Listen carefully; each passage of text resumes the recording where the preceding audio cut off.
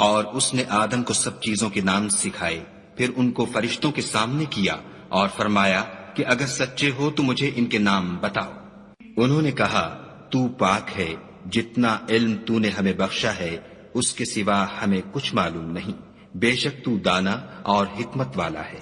तब खुदा ने आदम को हुक्म दिया कि आदम, तुम इनको उन चीजों के नाम बताओ। जब उन्होंने उनको उनके नाम बताए तो फरिश्तों से फरमाया, क्यों, मैंने तुमसे नहीं कहा था कि मैं आसमानों और जमीन की सब पोशीदा बातें जानता हूँ, और जो तुम जाहिर करते हो और जो पोशीदा करते हो सब मुझको मालूम है। सूरा अल-बकरा आयत 31, 32, 33 की सरल व्याख्या। इन आयतों में बताया गया है कि अल्लाह ताला ने हजरत आदम को विशेष ज्ञान प्रदान किया और उन्हें सभी चीजों के नाम सिखाए। फिर उन चीजों को फरिश्तों के सामने पेश किया गया, लेकिन फरिश्ते उनके नाम नहीं बता सके और उन्होंने विनम्रता के साथ कहा कि हमें केवल उतना ही ज्ञान है जितना अल्लाह ने हमें सिखाया है। इसके बाद हजरत आदम ने अल्लाह के आदेश से उन सभी चीजों के नाम बता दिए, जिससे ये स्पष्ट हुआ कि अल्लाह ने इंसान को ज्ञान की एक विशेष क्षमता दी है और वह जो चाहे जान सकता है, चाहे वह जाहिर हो या छुपा हुआ। मुसलमानों के लिए संदेश। इन आयतों का संदेश ये है कि ज्ञान एक बहुत बड़ी नेमत है, इसलिए हमें ज्ञान प्राप्त करने की कोशिश करनी चाहिए और उसे सही रास्ते में इस्तेमाल करना चाहिए। साथ ही हमें विनम्र रहना चाहिए जैसे फरिश्तों ने किया, और कभी घमंड नहीं करना चाहिए। हमें यह भी याद रखना चाहिए कि अल्लाह हर चीज को जानता है, इसलिए हमें अपने कर्मों को सही रखना चाहिए और अपनी जिंदगी अल्लाह की आज्ञा के अनुसार जीनी चाहिए। यही असली सफलता है।